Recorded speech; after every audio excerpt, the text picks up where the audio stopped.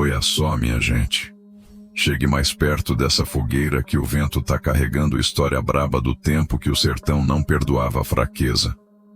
Hoje eu vou lhe contar sobre uma cabra que marcou época na Caatinga. Joana do Sangue Seco, a mulher que não corria, esperava para matar.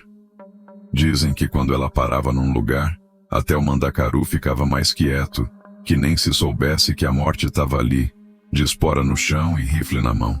Era dessas que olhava uma vez só e já sabia quantos tiros ia precisar. Se você gosta dessas histórias de cangaço que arrepiam o couro e fazem o coração bater mais ligeiro, já deixe seu like para o YouTube sempre te enviar as melhores. Se inscreva no canal que tem muita história braba dessas terras ainda para contar e comente aí de onde você está me assistindo. Quero saber se tem gente corajosa espalhada por esse Brasil afora.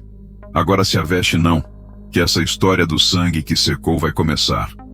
No fim do século XIX, quando o sol de dezembro rachava até quenga de jumento e a chuva era promessa que não vinha, nasceu numa grota funda do sertão de Pernambuco uma menina que o povo chamou de Joana.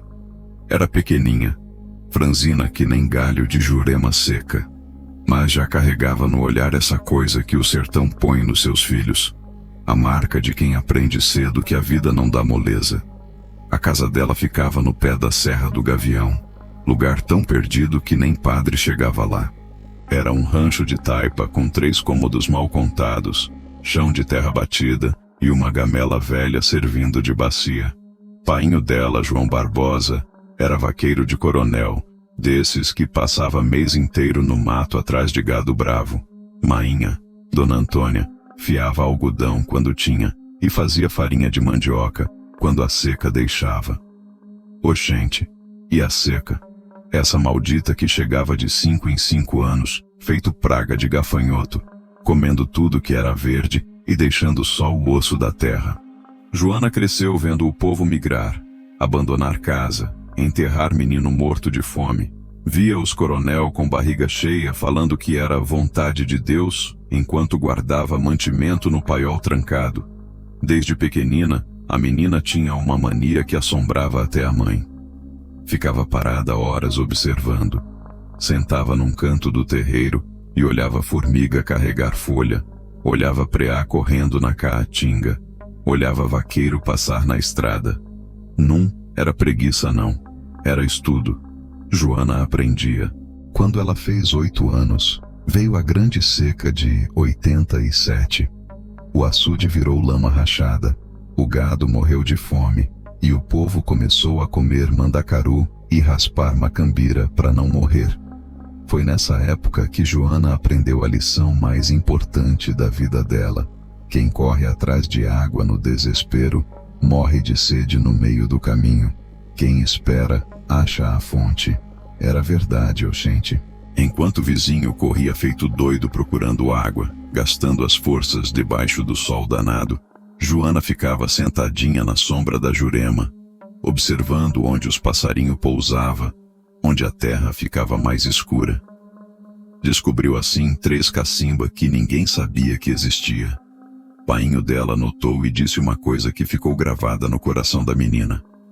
Minha filha, no sertão tem 2 tipos de gente, os que correm e os que esperam. Os que correm cansam, os que esperam escolhem a hora de agir. Foi assim que Joana foi crescendo, aprendendo que a pressa mata mais que a seca, que observar vale mais que correr, que paciência é arma mais afiada que facão.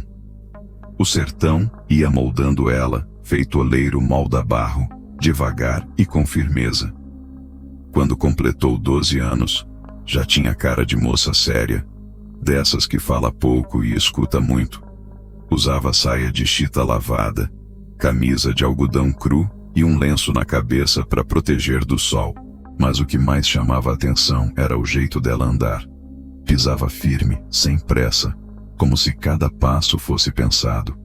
O povo da grota começou a reparar que quando Joana olhava para alguma coisa, essa coisa mudava. Se olhasse para a galinha doente, a bichinha sarava. Se olhasse para homem mentiroso, ele gaguejava. Se olhasse para criança chorando, Ela parava.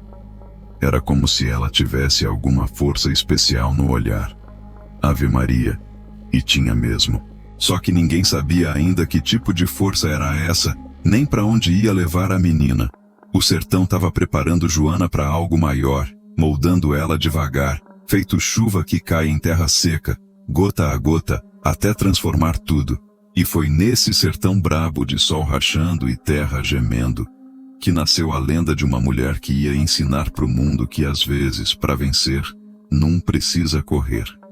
Precisa é saber esperar. Joana tinha 15 anos quando o diabo bateu na porta da casa dela disfarçado de gente.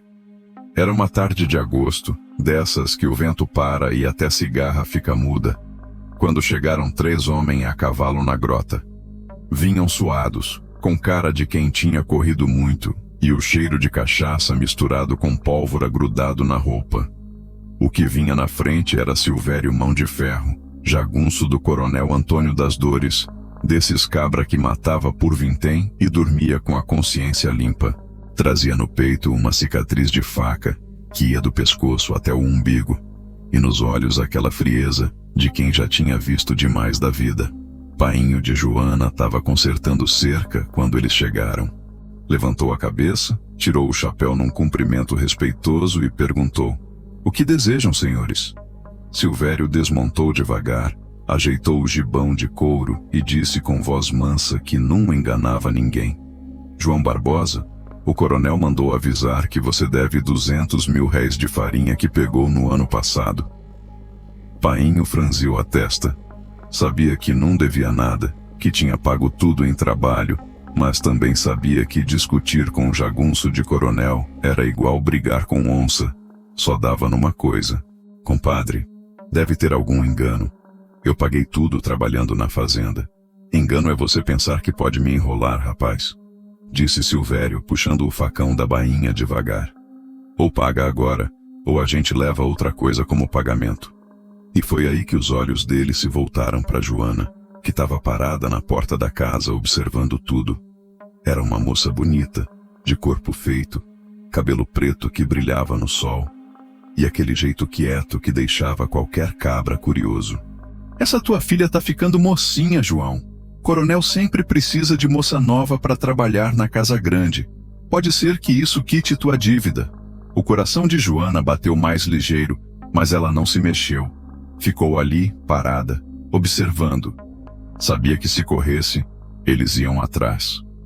Sabia que se gritasse, não adiantava nada. O sertão tinha ensinado para ela que toda situação tem seu tempo certo de agir. Painho dela ficou branco que nem pano novo. "Minha filha não vai para lugar nenhum. Eu arranjo o dinheiro, juro pela alma da minha mãe." Mas Silvério já tinha decidido. Fez um sinal para os outros 2 e disse: "A moça vai conosco, e se você tentar impedir, vai conhecer o que é chorar sangue." Foi nesse momento que aconteceu uma coisa que ninguém esperava. Joana deu um passo à frente, olhou bem nos olhos de Silvério e disse com voz calma: "Eu não vou." Só isso, 2 palavras. Mas o jeito que ela falou, firme e sem medo, fez até Silvério hesitar por um segundo. "Como é que é, menina? Eu disse que não vou, nem hoje, nem amanhã, nem nunca." Silvério deu uma risada sem graça e avançou para pegar o braço dela. E foi aí que Joana mostrou pela primeira vez na vida o que tinha aprendido observando o sertão. Ela não correu, nem gritou, nem implorou. Esperou. Quando Silvério chegou perto, ela pegou a foice que Painho usava para cortar mandacaru e, num movimento que parecia ensaiado, abriu um talho na barriga do homem que nem carniceiro abre porco. O sangue jorrou na terra seca e Silvério caiu de joelhos, segurando as tripas com as 2 mãos e fazendo um barulho estranho, entre surpresa e dor. Os outros 2 jagunços ficaram paralisados. Não esperavam aquilo. Uma menina de 15 anos tinha acabado de matar Silvério Mão de Ferro com a frieza de quem corta lenha. Joana limpou a foice na saia, olhou para os 2 que sobrou e disse: "Vocês podem ir embora agora, ou podem ficar aí para fazer companhia para ele." Os cabra nem pensaram 2 vezes. Montaram nos cavalos e saíram no galope, levantando poeira vermelha e deixando para trás o corpo de Silvério que já estava virando pasto para as moscas. Naquela tarde, quando o sol se pôs atrás da serra e o primeiro morcego começou a voar, Joana sentiu uma coisa estranha acontecendo dentro dela. Era como se algo tivesse mudado para sempre, como se uma parte dela tivesse morrido junto com Silvério. Não era remorso, não era medo, era algo mais profundo. O sangue dela tinha secado por dentro. As lágrimas que podia ter chorado, os medos que podia ter sentido, a doçura que ainda restava de menina. Tudo isso tinha ido embora para não voltar mais. A partir daquele dia, Joana do Sangue Seco tinha nascido. Depois do dia em que o sangue de Silvério pintou a terra da grota, a vida de Joana mudou feito o rio que muda de curso depois da enchente. O povo começou a olhar para ela diferente, com aquela mistura de respeito e medo que se tem por quem mostrou que não brinca em serviço. Painho dela ficou orgulhoso e preocupado ao mesmo tempo. Orgulhoso porque a filha tinha defendido a honra da família com coragem de cabra macho. Preocupado porque sabia que Coronel Antônio das Dores não ia deixar a morte do jagunço dele passar em branco. Minha filha, você fez o que tinha que fazer, mas agora o perigo vai andar atrás de nós feito sombra, disse ele numa noite, enquanto consertava um arreio à luz da lamparina. Talvez seja melhor você ir para a casa da comadre Luzia, lá no Crato. Joana estava sentada no chão, limpando a foice que tinha virado sua companheira constante, e respondeu sem levantar os olhos. Não vou correr de nada nem de ninguém, painho. Quem corre cansa. Quem fica escolhe a hora. E ficou mesmo. Mas mudou o jeito de viver. Começou a acordar antes do galo cantar, quando o mundo ainda estava azul escuro e só se ouvia grilos cantando. Saía pra caatinga e passava horas observando. Pegadas de animal, rastros de gente, barulhos que não pertenciam ao mato. Aprendeu a ler sinais que o sertão deixava espalhados. Uma pegada mais funda aqui, um galho quebrado ali, resto de fogueira ainda morna. Decorou todos os caminhos da região, todas as grotas onde dava para se esconder, todos os açudes onde tinha água mesmo na seca. O povo da redondeza começou a reparar que Joana tinha virado outra pessoa. Andava diferente. Pisava como gato, sem fazer barulho. Falava menos ainda do que antes, e quando falava, era sempre coisa importante. Desenvolveu aquele jeito de olhar que gelava o sangue de qualquer um, como se visse através da alma da pessoa. Foi numa feira em Juazeiro do Norte, 3 meses depois da morte de Silvério, que ela mostrou pela segunda vez do que era feita. Tinha ido com Mainha comprar linha e rapadura quando esbarrou com Zé Cabrito, irmão do jagunço morto. Zé era um cabra ruim, desses que batia em mulher e roubava de pobre. Quando viu Joana, os olhos dele acenderam que nem brasa. Olha só quem apareceu, a menina que pensa que é cabra macho. Joana parou onde estava e encarou ele sem pressa. A feira inteira ficou em silêncio. Até os meninos que corriam entre as bancas pararam para ver o que ia acontecer. Tu matou meu irmão, desgraçada. Agora vai pagar. Seu irmão morreu porque quis. Você pode escolher continuar vivo, respondeu ela com voz baixa, mas que todo mundo escutou. Zé Cabrito puxou uma peixeira da cintura e avançou para cima dela. Joana não correu, não gritou, não pediu socorro. Ficou paradinha, observando.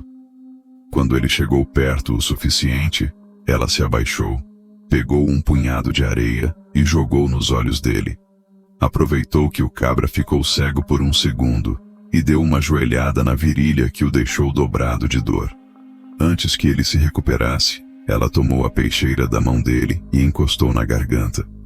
Se você vier atrás de mim ou da minha família de novo, eu não vou ser tão bondosa, disse, olhando bem nos olhos dele. Agora some da minha vista antes que eu mude de ideia. Zé Cabrito se levantou cambaleando e saiu da feira sem olhar para trás, debaixo das risadas e comentários do povo. A partir desse dia, O nome de Joana começou a ser falado pelos cantos do sertão. Diziam que era uma cabra perigosa, que não recuava de briga, que tinha sangue seco nas veias. Alguns falavam com medo, outros com admiração, mas todos falavam com respeito.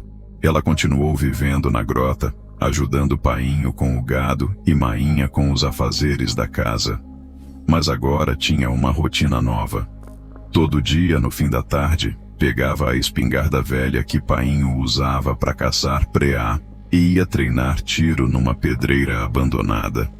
No começo errava muito. A arma era pesada, o coice machucava o ombro e a pólvora fazia os olhos lacrimejarem. Mas Joana tinha paciência. Sabia que tudo na vida se aprende devagar, com repetição e observação. Depois de 2 anos treinando todo dia, ela conseguia acertar uma moeda a 50 passos de distância. Conseguia carregar a espingarda no escuro, só no tato. Conseguia mirar e disparar mais rápido que qualquer cabra da região. Mas o mais impressionante era a frieza dela. Quando pegava na arma, parecia que entrava numa espécie de transe. Os olhos ficavam duros que nem pedra, a respiração ficava pausada, e ela não tremia nem um pouquinho. O povo começou a dizer que ela tinha fechado o corpo, que tinha feito pacto com alguma entidade. Outros diziam que era coisa de família, que o sangue dela era naturalmente frio. Mas a verdade era mais simples. Joana tinha aprendido desde pequena que a vida é questão de escolher o momento certo de agir. E quando chegava esse momento, ela não hesitava. Aos 18 anos, Joana já era conhecida por todo o sertão como a mulher que não corria de nada, nem de ninguém. Era magra, morena queimada de sol, com olhos pretos que pareciam ver através das pessoas. Usava sempre um lenço azul amarrado na cabeça, saia de algodão grosso e uma blusa de manga comprida para proteger dos espinhos da caatinga. E foi assim, sendo conhecida como a mulher de poucas pegadas, que pisava firme, mas quase não deixava rastro, que Joana do Sangue Seco começou a chamar a atenção de quem estava montando o primeiro bando de cangaceiros da região. O sertão estava fervendo de revolta, e logo ia precisar de gente que não corria na hora do perigo. O ano de 1902 trouxe uma seca danada para o sertão, dessas que faz o gado morrer em pé e o povo comer semente de umburana para não desmaiar de fome. Foi nessa época de desespero que chegou na grota um homem que ia mudar o rumo da vida de Joana para sempre. Capitão Inácio Ferreira da Mota, conhecido por todo canto como Inácio Três Tiros, era um cabra de respeito no mundo do cangaço. Alto, magro, com bigode grisalho e cicatriz de bala no rosto, carregava no peito medalhas de santos e no cinto 2 pistolas que reluziam no sol. Chegou numa tarde de terça-feira, montado num cavalo zaino, seguido por 5 homens armados até os dentes. Parou na frente da casa de Joana, desmontou devagar e tirou o chapéu de couro num cumprimento respeitoso. Boa tarde, João Barbosa. Vim aqui por causa de sua filha. Painho de Joana sentiu o coração acelerar, mas manteve a postura firme. O que deseja com minha família, capitão? Ouvi falar que sua menina é cabra de coragem, que não recua de briga e tem mão firme pro gatilho. Tô montando um bando novo e preciso de gente que não treme na hora do aperto. Joana apareceu na porta da casa, observando a conversa em silêncio. Usava um vestido azul desbotado, o lenço amarrado na cabeça e os olhos duros fixos no visitante. Inácio olhou para ela e sentiu uma coisa estranha. Era como se estivesse sendo medido, pesado, avaliado por aqueles olhos pretos. A decisão é dela, disse Painho, conhecendo o gênio da filha. Inácio se dirigiu diretamente para Joana. Moça, o sertão tá pegando fogo. Coronel explora pobre, polícia mata inocente, e quem tem família precisa de proteção.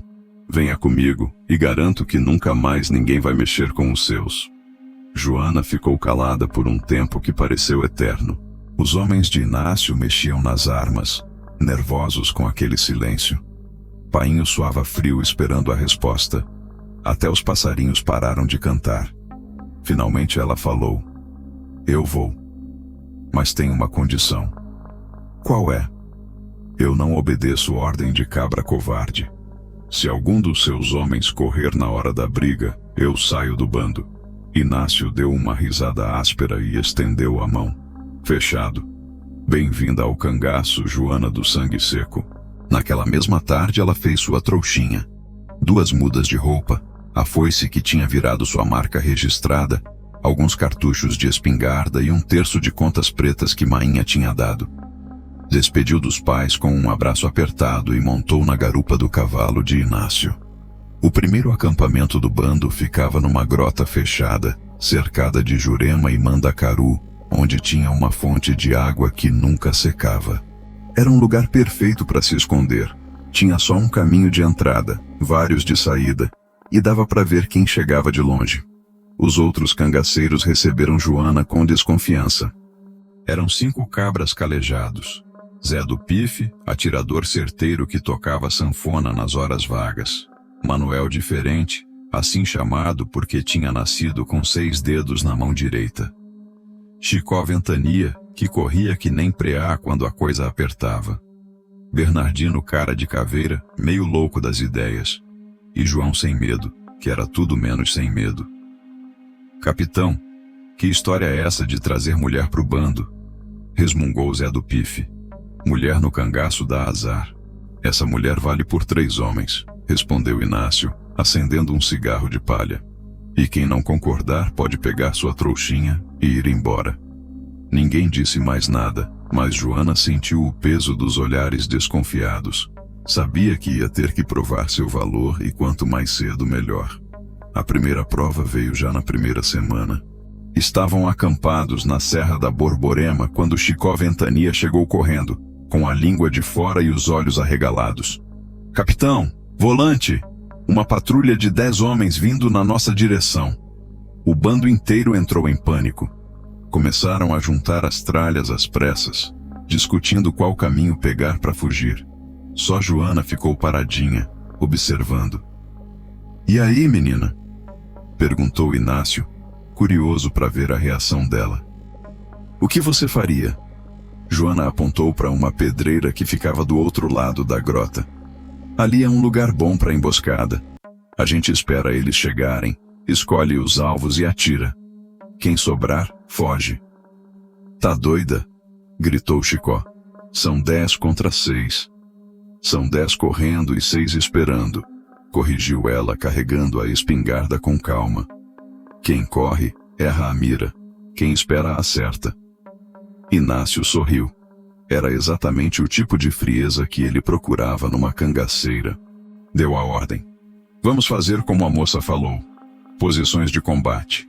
Meia hora depois, quando os volantes entraram na grota, foram recebidos por uma chuva de balas certeiras. 3 caíram na primeira descarga.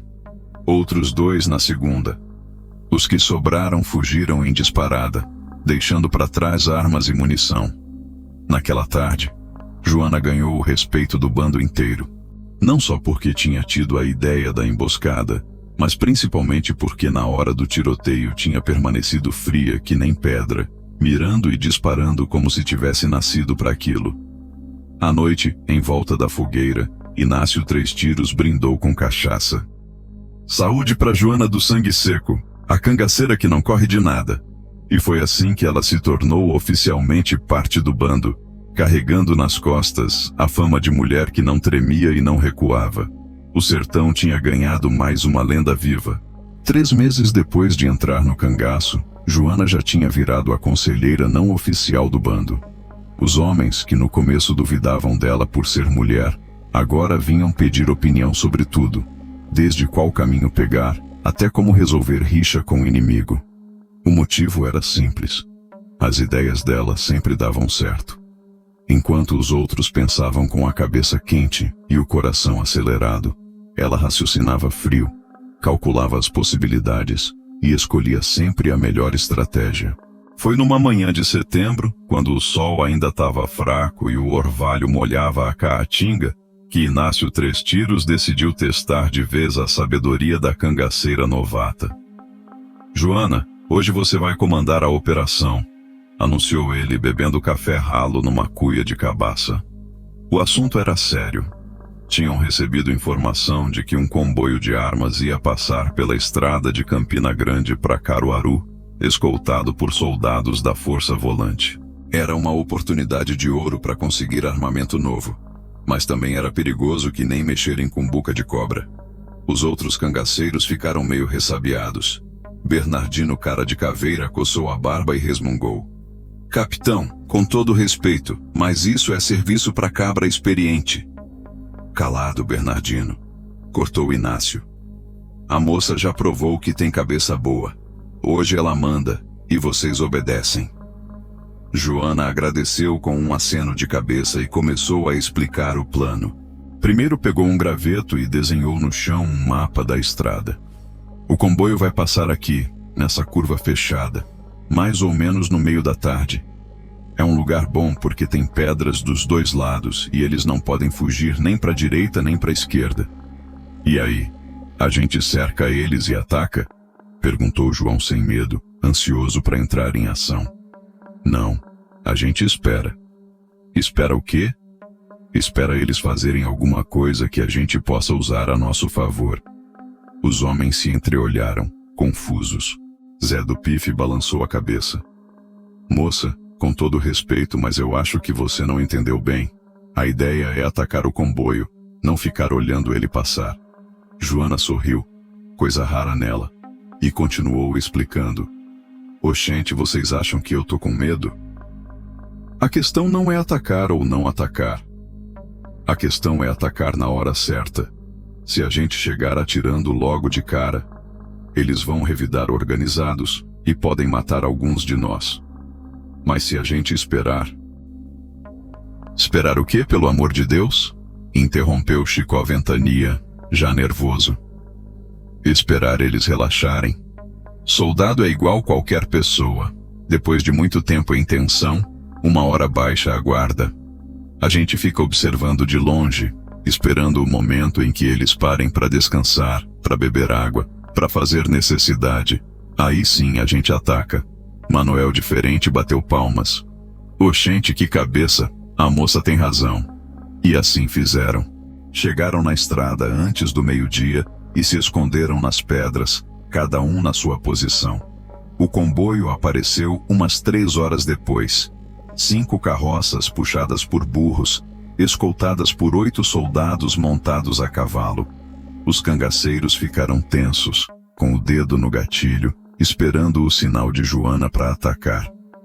Mas ela não deu sinal nenhum. Ficou paradinha, observando. O comboio passou pela curva sem parar. Os soldados olhavam para os lados, alertas, suspeitando que podia ter emboscada. Um dos cangaceiros sussurrou. E aí, Joana? Perdemos a chance. Calma. Ela respondeu baixinho. Eles vão voltar. Como você sabe? Porque esqueceram alguma coisa. E era verdade. Meia hora depois, 2 soldados voltaram a galope, procurando uma cartucheira que tinha caído de um dos cavalos. Pararam bem no meio da curva, desmontaram e começaram a procurar no chão. Agora, disse Joana levantando a espingarda. O tiro dela derrubou um soldado na hora. Os outros cangaceiros abriram fogo em seguida, e o segundo soldado nem teve tempo de montar no cavalo. Em 5 minutos, tinham conseguido 2 armas, munição e 2 cavalos sem precisar enfrentar o comboio inteiro. À noite, no acampamento, Inácio 3 tiros ergueu a cuia de cachaça. Pros que correram hoje só sobrou poeira. Para quem esperou, sobrou vitória. A partir daquele dia, a regra da espera virou lei no bando de Inácio. Não importava a situação. Assalto, emboscada, fuga, vingança. Sempre tinha que ter paciência, observar bem e escolher o momento certo de agir. Joana tinha ensinado para o cangaço uma lição que o sertão conhecia há muito tempo. A pressa é inimiga da perfeição. E quem tem paciência sempre leva vantagem sobre quem tem ansiedade. E foi assim que ela foi ganhando fama por todo o Nordeste, não só como a cangaceira que não corria, mas como a que sabia esperar melhor que ninguém. O nome Joana do Sangue Seco começou a ser respeitado até pelos inimigos, porque todo mundo sabia que ela não atacava por impulso, ela atacava por cálculo. O mês de dezembro chegou trazendo aquele calorão de rachar quenga, e junto com ele veio uma notícia que fez o sangue de Joana esquentar nas veias. Damião Carrapato, o novo jagunço do coronel Antônio das Dores, estava se gabando pela região de que ia limpar o sertão de cangaceiro, e que já tinha na mira uma mulherzinha metida a valente. Damião era um cabra novo, recém-chegado da Bahia, que tinha fama de atirador ligeiro e língua solta, filho de fazendeiro falido, tinha virado pistoleiro por necessidade e gostava de se exibir nas feiras e povoados, contando vantagem de quantos homens já tinha matado. A informação chegou até Joana através de seu neco, um comerciante de panos que servia de informante para o bando. Ele apareceu no acampamento numa sexta-feira, suado e nervoso. Capitão Inácio, tenho um recado importante para a senhora Joana. Fale logo, compadre, disse ela, limpando o cano da espingarda. Esse tal de Damião Carrapato anda dizendo na feira de Campina Grande que vai acabar com você. Disse que mulher no cangaço é vergonha, e que ele mesmo vai dar um jeito nisso. Zé do Pife cuspiu no chão. Que cabra sem vergonha. Quer que eu vá lá e dê uma lição nele, Joana? Não precisa, Zé. Isso é comigo. Inácio 3 tiros franziu a testa. Joana, pode ser cilada. Esse Damião pode estar tentando te atrair para fora do esconderijo. Pode ser. Mas se eu não for, ele vai ficar pensando que tenho medo. E se tiver medo mesmo? Joana parou de limpar a arma e olhou bem nos olhos do capitão. Capitão, o senhor já me viu correr de alguma coisa? Nunca. Então não vai ser agora que eu vou começar. Na manhã de sábado, Joana se arrumou com capricho para ir à feira de Campina Grande. Vestiu a saia azul marinho, a blusa branca de manga comprida, amarrou o lenço vermelho na cabeça e calçou as botinas de couro que tinha ganhado de Inácio. Escondeu uma faca de ponta no cós da saia e pendurou a cartucheira no ombro por baixo do chale. Você não vai levar a espingarda? Perguntou Manuel diferente. Não, na feira, espingarda chama a atenção. E eu não preciso de espingarda para resolver isso. Chegou na feira no meio da manhã, quando o sol já estava forte, e o povo se aglomerava entre as bancadas de queijo, rapadura, farinha e pano. O cheiro de coentro misturado com suor e poeira fazia o ar ficar pesado. Joana comprou umas miudezas, linha para costura, sabão de cinza, um pente de chifre, e ficou andando devagar pela feira, observando. Sabia que Damião devia estar por ali, se exibindo para os outros, esperando ela aparecer. Encontrou ele na frente da barraca do seu Zacarias, que vendia cachaça e rapadura. Era um cabra alto, magro, de bigodinho aparado e chapéu novo de feltro. Usava gibão de couro claro, calças de mescla e botinas engraxadas. Tinha 2 pistolas na cintura e falava alto para todo mundo ouvir. E aí eu disse pro cabra: comigo não tem conversa, é só bala. Puxei o ferro e pumba. Acabou o assunto. Um grupo de homens em volta ria e batia palmas. Damião bebia cachaça e continuava contando vantagem. Agora tô atrás de uma tal de Joana do Sangue Seco. Dizem que ela é perigosa, mas eu duvido. Mulher que se mete a cabra macho tem que levar uma lição. Joana se aproximou devagar, carregando uma trouxa de compras. Parou bem atrás do grupo e ficou escutando, observando. Queria entender direito como Damião se movia, qual o lado que ele favorecia, se era destro ou canhoto, se tinha algum tique nervoso. Damião continuava falando. Se ela aparecer aqui na feira, eu mostro para todo mundo como é que se trata mulher metida. Vou dar uma surra que ela não vai esquecer. E se ela vier armada? Perguntou alguém da roda. Oxente, que diferença faz? Eu saco o ferro mais ligeiro que cobra dá bote. Ela nem vai ter tempo de puxar a arma. Foi nesse momento que Joana deu um passo à frente e disse com voz calma: então sacode o ferro, cabra. O silêncio caiu na feira feito chuva pesada. Todo mundo parou o que estava fazendo e virou para ver o que ia acontecer.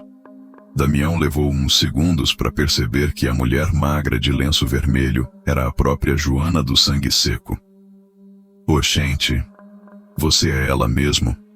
Sou eu. E você estava falando que ia me dar uma surra? Damião engoliu em seco, mas não podia recuar na frente de tanta gente. Pôs a mão no cabo da pistola. Tava e continuou falando. Você vai aprender a respeitar homem. Então me ensine, disse Joana, largando a trouxa no chão. O que aconteceu depois foi tão rápido que muita gente nem viu direito. Damião puxou a pistola, confiante na sua velocidade. Mas Joana não foi para a arma. Foi para a faca escondida na saia. Quando ele levantou o braço para mirar, ela já tinha enterrado a lâmina entre as costelas dele. Damião Carrapato olhou para baixo, viu o cabo da faca saindo do peito, olhou para os olhos frios de Joana e desabou no chão da feira levantando poeira. Joana limpou as mãos na saia, pegou a trouxa e disse para o povo que estava parado assistindo: quem quiser falar comigo, sabe onde me encontrar. Quem quiser me dar lição, já sabe o resultado. E saiu da feira andando devagar, como se nada tivesse acontecido. O chão tinha bebido mais uma vez o sangue de quem desafiou Joana do Sangue Seco, e o sertão aprendeu de novo que ela não corria de nada, nem de ninguém. Era mulher de palavra. Quem procurasse briga, encontrava.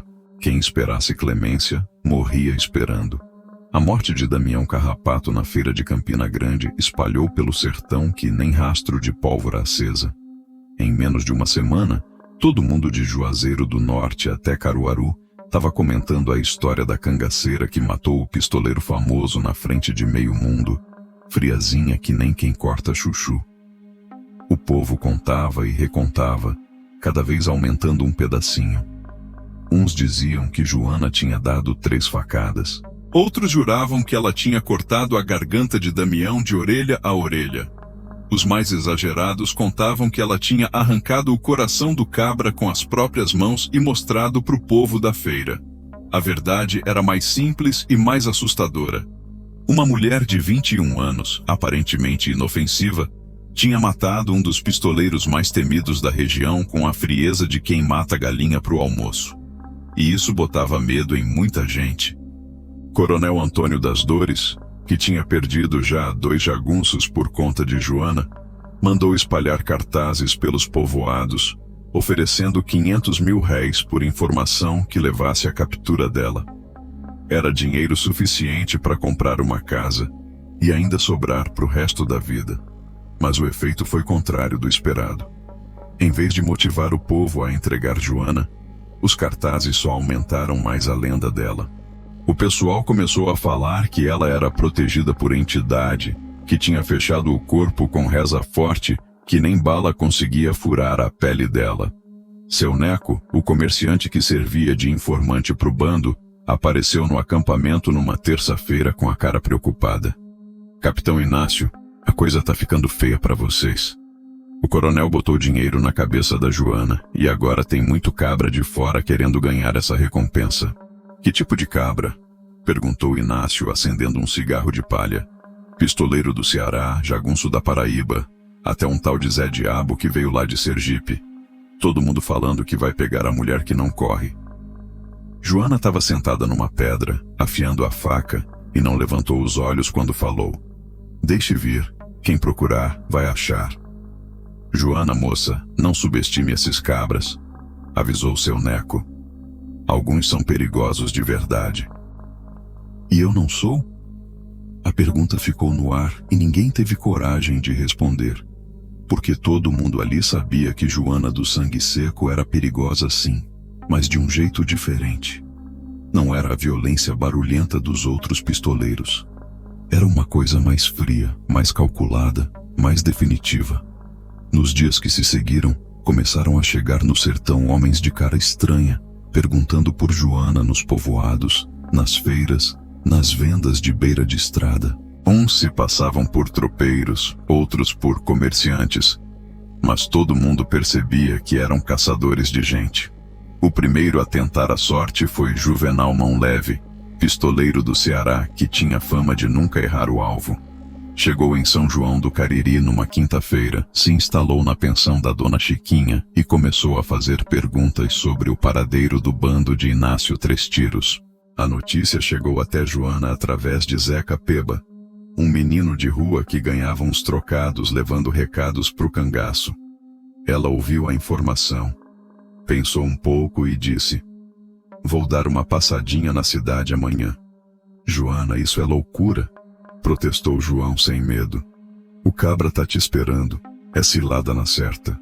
"Claro que é cilada, mas cilada funciona pros dois lados."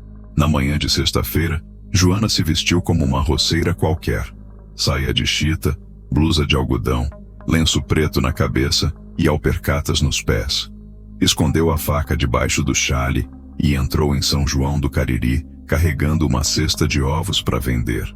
Juvenal Mão Leve estava na varanda da pensão, observando o movimento da rua, esperando ver uma mulher armada e perigosa. O que ele viu foi uma roceira magra vendendo ovos de porta em porta, tão comum que nem chamava a atenção. Joana passou na frente da pensão, oferecendo os ovos pro pistoleiro. "Ovos frescos, senhor. Botados hoje de manhã." "Não quero ovos", respondeu ele, mal olhando para ela. "Tô procurando uma pessoa. Você conhece uma tal de Joana do Sangue Seco?" "Conheço sim, senhor. Todo mundo aqui conhece." "Sabe onde ela anda?" "Ando sim", disse Joana, largando a cesta no chão e puxando a faca. "Ando bem aqui." Juvenal tentou puxar a pistola, mas não teve tempo. A faca entrou no pescoço dele, que nem faca entra em queijo mole. Morreu sem nem entender o que tinha acontecido. Joana pegou a cesta de ovos, arrumou o chale e saiu da cidade andando devagar. Ninguém tinha visto nada, ninguém tinha ouvido nada. Só restou Juvenal Mão Leve sentado na cadeira da varanda, com a cabeça pendida pro lado e os olhos vidrados olhando para a rua. A partir daquele dia, o nome de Joana do Sangue Seco ganhou um peso diferente no sertão. Não era mais só a cangaceira que não corria.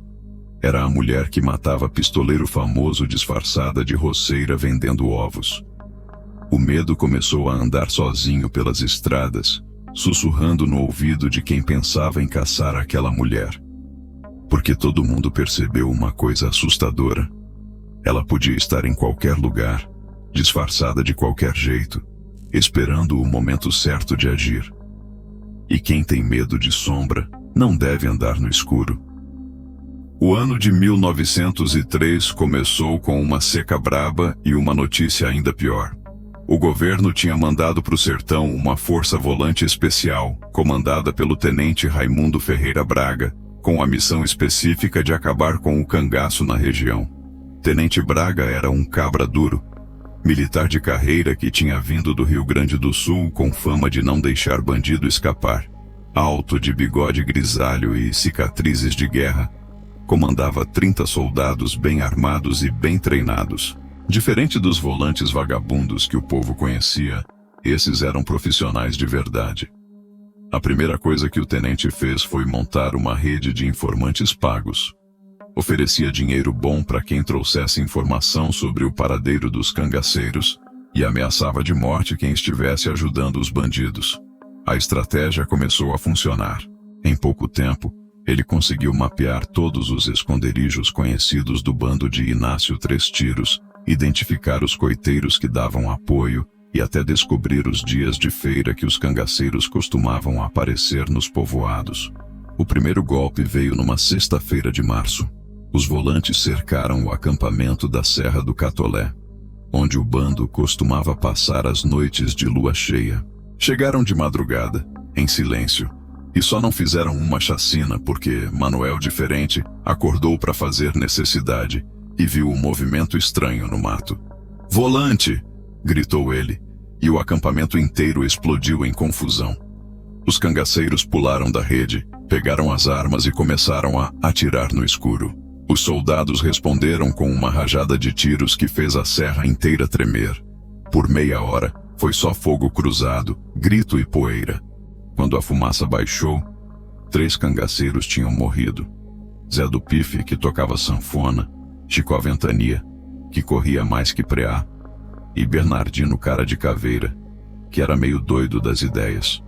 Os que sobrou conseguiram fugir pelos fundos da grota, mas perderam quase tudo: armas, munição, comida, dinheiro. O bando se reagrupou numa furna escondida, longe de tudo. Estavam só 5 agora: Inácio 3 tiros, Joana, Manuel diferente, João sem medo e um cangaceiro novo que tinha chegado na semana anterior, chamado Antônio Lamparina. A situação estava feia. Sem dinheiro, sem munição suficiente, sem lugar seguro para se esconder. Os homens estavam desanimados, falando em desbandar e tentar a vida em outro canto. "Capitão, a coisa tá preta para nós", disse João sem medo, que estava mais com medo que nunca. "Esse tenente não é igual aos outros. Ele sabe o que está fazendo. Talvez seja melhor a gente se separar por uns tempos", sugeriu Antônio Lamparina. "Cada um pega uma direção diferente e depois a gente se encontra." Inácio 3 tiros estava balançando a cabeça, quase concordando, quando Joana se levantou da pedra onde estava sentada. "Ninguém vai separar nada." "Joana, moça, você não está vendo a situação?" protestou Manuel diferente. "A gente está cercado, sem munição, sem apoio." "Tô vendo sim. E por isso mesmo não podemos nos separar. Quando você separa o gado, o lobo pega um por um. Mas o que você sugere? Que a gente fique aqui esperando eles virem nos matar?" "Não. Sugiro que a gente pare de correr e comece a caçar." Os homens se entreolharam sem entender. Joana continuou: "Vocês estão pensando como cangaceiro? Eu tô pensando como caçadora. O tenente tem mais homens que a gente, mais armas, mais munição. Mas ele tem uma fraqueza." "As qual?" "Ele não conhece o sertão como a gente conhece. Para ele, tudo aqui é igual: mato, pedra e poeira. Para nós, cada árvore tem nome, cada pedra tem história, cada trilha tem segredo." Inácio sorriu pela primeira vez em dias. "Continue falando. A gente vai fazer o contrário do que eles esperam. Em vez de fugir, vamos ficar. Em vez de se esconder, vamos atacar. Mas não do jeito que eles imaginam. Não no confronto direto. Vamos usar as armas do sertão." "Que armas?" "Conhecimento do terreno, paciência e surpresa." Joana explicou o plano. Eles iam dividir os volantes em grupos menores, atraindo eles para lugares onde tinham vantagem. Ia usar a sede, o calor, o cansaço e a ansiedade dos soldados contra eles mesmos. Soldado de fora não aguenta o sol do sertão, não conhece plantas venenosas, não sabe onde tem água, não consegue andar na caatinga sem fazer barulho. A gente vai usar isso tudo. Nos dias seguintes começou um jogo de gato e rato diferente de tudo que o sertão já tinha visto. Os volantes procuravam os cangaceiros como desesperados, seguindo pegadas falsas, caindo em armadilhas simples, perdendo homens um por um. Joana aplicava a regra da espera em grande escala. Enquanto os soldados corriam de um lado para o outro, gastando energia e munição, ela e o bando ficavam quietos, observando, esperando o momento certo de dar o bote. O tenente Braga percebeu que estava sendo manipulado, mas não conseguia fazer nada. Estava lutando contra um inimigo que ele não entendia, num terreno que não conhecia, usando regras que ele não sabia que existiam. E no centro de tudo isso, estava Joana do Sangue Seco, imóvel que nem pedra no meio do vendaval, esperando a hora certa de mostrar para os volantes que no sertão, quem conhece o chão, sempre leva vantagem sobre quem só conhece a farda. Era noite de lua nova quando Joana decidiu que tinha chegado a hora de dar o golpe final nos volantes do tenente Braga.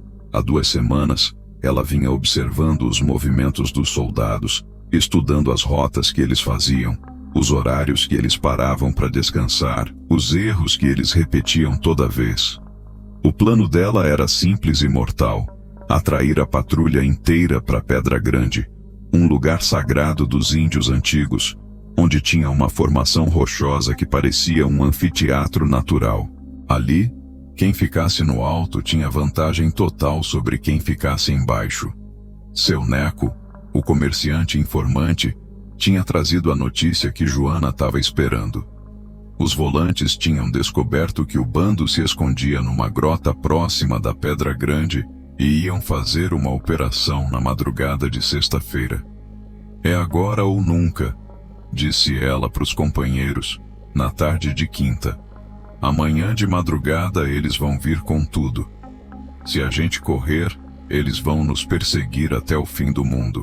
Se a gente ficar e lutar, pode ser que a gente morra todos. Mas se a gente for esperto, o que você tem em mente? Perguntou Inácio Três Tiros. Uma emboscada que eles nunca vão esquecer, se sobrar alguém para contar história. Joana explicou o plano. Eles iam deixar rastros falsos levando até a Pedra Grande, como se tivessem fugido com pressa para lá. Os volantes iam seguir as pegadas e entrar no anfiteatro natural pensando que tinham encurralado os cangaceiros. E aí? Perguntou João sem medo. Aí a gente vai estar nas pedras de cima com todas as nossas armas apontadas para baixo. Vai ser que nem pescar peixe em tanque. Os homens gostaram da ideia, mas Antônio Lamparina fez uma pergunta que estava incomodando todo mundo.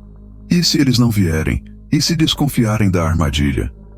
Eles vão vir, respondeu Joana com certeza absoluta. Soldado é igual cachorro. Quando vê rastro fresco não consegue resistir. Na madrugada de sexta-feira, tudo aconteceu exatamente como Joana tinha previsto. Os volantes seguiram as pegadas falsas e entraram na Pedra Grande com a confiança de quem achava que tinha pego os bandidos de surpresa. O tenente Braga vinha na frente, seguido por 25 soldados armados até os dentes. Entraram no anfiteatro natural fazendo barulho, conversando, sem imaginar que estavam sendo observados de cima. Joana estava escondida atrás de uma rocha, na parte mais alta da formação, com a espingarda apontada para baixo.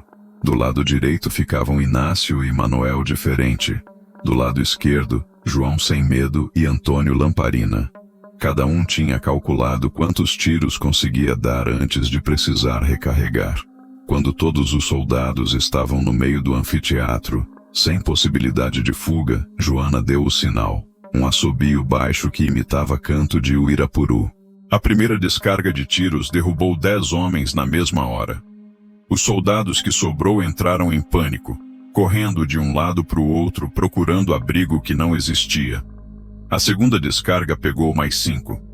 O tenente Braga tentou organizar a reação, gritando ordens, mas sua voz se perdeu no eco das pedras e no barulho dos tiros. Pela primeira vez na carreira, ele percebeu que estava numa situação onde a disciplina militar não resolvia nada. A terceira descarga foi a mais mortífera. Joana tinha recarregado a espingarda com calma de quem tem tempo de sobra e acertou 3 soldados com 3 tiros consecutivos. Cada bala encontrou seu alvo com precisão cirúrgica: coração, pescoço, cabeça. Quando a poeira baixou e o silêncio voltou à Pedra Grande, só restavam 5 soldados vivos, incluindo o tenente. Estavam encurralados no meio das rochas, sem munição suficiente, sem jeito de fugir. Braga gritou lá de baixo: Joana do Sangue Seco, eu sei que é você aí em cima.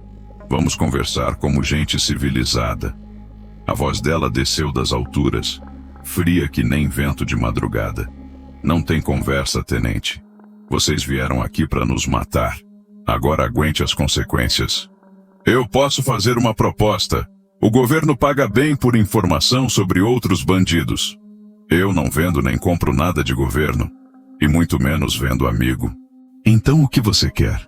Quero que vocês saiam do sertão e nunca mais voltem. Levem os feridos e sumam da minha vista. E se eu recusar? Um tiro certeiro acertou a pedra ao lado da cabeça do tenente, soltando faíscas e lascas de rocha. Essa foi para mostrar que eu posso acertar onde quero, disse a voz de Joana. A próxima vai ser para mostrar que eu não perdoo duas vezes. O tenente Braga olhou para os soldados mortos espalhados no chão. Olhou para os poucos que ainda respiravam. Pensou na carreira militar que tinha construído em décadas de serviço. Mas principalmente, pensou na certeza na voz daquela mulher que falava lá de cima. "Tá bom", gritou ele. "Nós vamos embora. Agora", ordenou Joana. "E deixem as armas." Meia hora depois, os 5 soldados sobreviventes saíram da Pedra Grande carregando os feridos, sem armas, sem munição, sem dignidade. O tenente Raimundo Ferreira Braga, que tinha vindo do Rio Grande do Sul com fama de não deixar bandido escapar, ia voltar para a capital com o rabo entre as pernas e uma história que ninguém ia acreditar. Quando o som dos cavalos se perdeu na distância, Joana desceu das pedras e ficou olhando para o campo de batalha. 20 soldados mortos, sangue pintando a terra sagrada, armas espalhadas que nem brinquedos quebrados. Não sentia alegria nem tristeza. Sentia apenas a satisfação do trabalho bem feito. Mais uma vez, a regra da espera tinha triunfado sobre a pressa.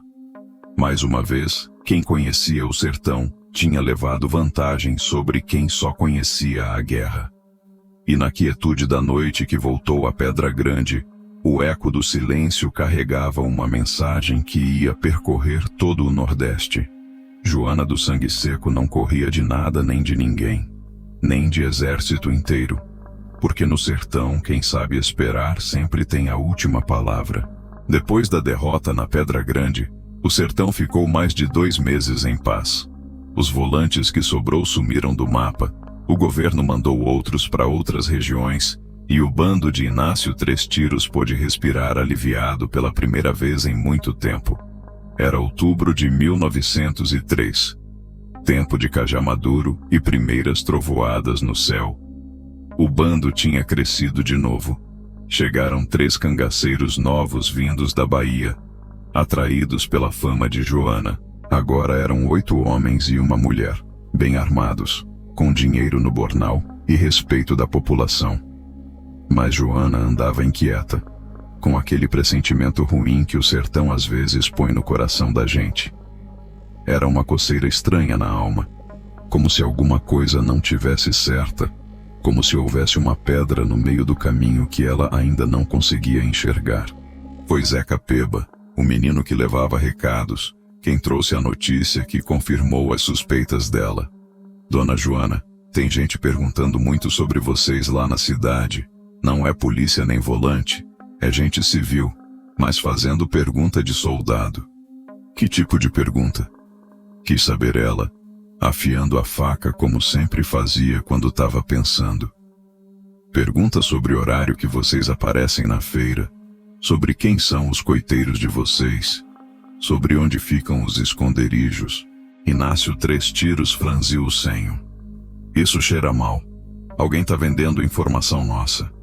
"Quem seriam os compradores?" perguntou Manuel diferente. "Pode ser coronel querendo se vingar, pode ser novo grupo de volantes se preparando, pode ser até outros cangaceiros querendo pegar nosso território", respondeu João sem medo, que ultimamente estava mais esperto que medroso. Joana ficou calada, observando as caras dos companheiros. Conhecia cada um deles há tempo suficiente para saber quando alguém estava mentindo. Reparou que Antônio Lamparina evitava olhar nos olhos dela, que mexia muito nas mãos quando o assunto era informação vendida. Naquela noite, enquanto os outros dormiam, ela ficou acordada observando. Viu Antônio se levantar devagar da rede, pegar o chapéu e sair do acampamento dizendo que ia fazer necessidade. Mas em vez de ir pro mato, ele pegou a trilha que levava à estrada. Joana esperou alguns minutos e foi atrás, pisando como gato, sem fazer barulho. Seguiu Antônio por quase meia légua, até chegar numa encruzilhada onde tinha um pé de juazeiro grande. Ali, esperando debaixo da árvore, estava um homem a cavalo que ela reconheceu na mesma hora. Sebastião Olho de Gato, jagunço do coronel Antônio das Dores. Escondida atrás de uma moita, ela escutou a conversa toda. E aí, Lamparina, tem novidade para mim? Tenho sim, seu Sebastião. Domingo o bando vai atacar a feira de Serra Branca. Vão chegar pela manhã cedo e sair antes do meio-dia. Quantos homens? 8 cangaceiros e a mulher. Mas tome cuidado com ela, seu Sebastião. Joana não é brincadeira. Deixa comigo. O coronel já providenciou gente suficiente para acabar com esse bando de uma vez. Sebastião jogou um saquinho de moedas para Antônio, que guardou ligeiro no bolso do gibão. Aqui tá seu pagamento. Na próxima semana quero saber onde eles vão acampar depois do ataque. Pode deixar, seu Sebastião. Eu entrego eles de bandeja. Joana viu tudo, ouviu tudo, gravou cada palavra na memória. Quando os dois se separaram, ela voltou pro acampamento pelo mesmo caminho, chegando antes de Antônio. Deitou na rede fingindo que dormia e esperou ele chegar. O traidor voltou meia hora depois, deitou na rede dele e começou a roncar como se nada tivesse acontecido. Mas Joana não conseguiu dormir. Ficou o resto da noite pensando no que tinha descoberto, planejando o que ia fazer. De manhã cedo, ela chamou Inácio 3 tiros para uma conversa particular. Capitão, descobri quem é o dedo duro do bando. Quem é? Antônio Lamparina. Vi ele se encontrando com o jagunço do coronel ontem de noite. Inácio ficou bravo que nem touro ferrando. Esse desgraçado. Vou acabar com ele agora mesmo. Calma, capitão, disse Joana pondo a mão no braço dele. Não podemos agir na emoção. Temos que ser espertos. O que você sugere? Vamos usar a traição dele contra ele mesmo. Ele disse pros jagunços que a gente vai atacar Serra Branca no domingo. Vamos deixar ele pensar que o plano continua igual, mas na verdade vamos fazer outra coisa. O quê? Vamos pegar os jagunços numa emboscada. Eles vão estar esperando a gente na feira, mas a gente vai estar esperando eles na estrada. Era um plano arriscado, mas Inácio confiava no juízo de Joana. Nos dias seguintes eles fingiram que iam mesmo atacar a feira de Serra Branca. Falavam sobre o assunto na frente de Antônio, discutiam detalhes, faziam planos falsos. O traidor acreditou em tudo e passou todas as informações para o coronel. Não fazia ideia de que estava sendo usado como isca na própria armadilha. Na véspera do domingo, Joana reuniu o bando e contou a verdade sobre Antônio Lamparina. Os homens ficaram furiosos, querendo matar o traidor na mesma hora. Mas ela pediu paciência. Calma, pessoal. Amanhã vocês vão ter a chance de fazer justiça com as próprias mãos. Mas primeiro vamos usar ele para pegar os jagunços do coronel. Na madrugada de domingo, o bando se posicionou numa emboscada na estrada que levava à Serra Branca.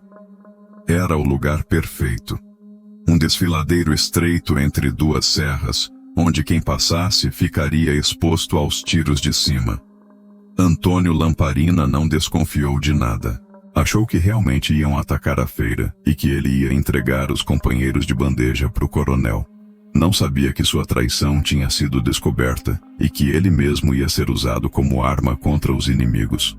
Quando o sol nasceu e os jagunços do coronel apareceram na estrada, cavalgando confiantes rumo à armadilha que achavam que tinham armado, Joana sorriu pela segunda vez na vida. A justiça do sertão ia ser feita, e dessa vez, quem tinha vendido os amigos ia pagar o preço da traição com a própria vida. O sol mal tinha nascido quando os 12 jagunços do coronel Antônio das Dores apareceram na estrada, cavalgando ligeiro rumo à feira de Serra Branca.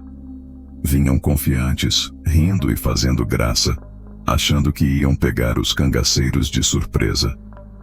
À frente do grupo cavalgava Sebastião Olho de Gato, com o chapéu de couro novo reluzindo no sol da manhã.